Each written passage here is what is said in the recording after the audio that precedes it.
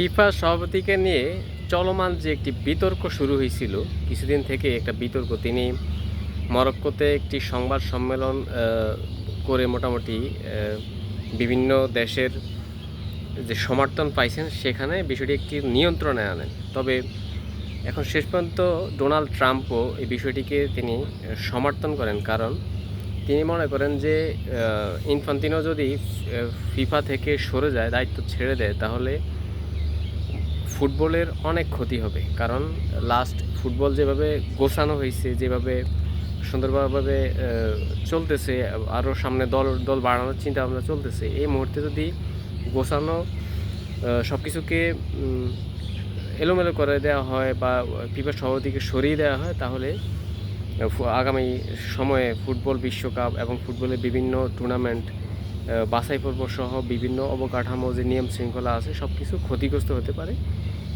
শেষ পর্যন্ত Donald ট্রাম্পও FIFA সভাপতির পাশে দাঁড়ালেন।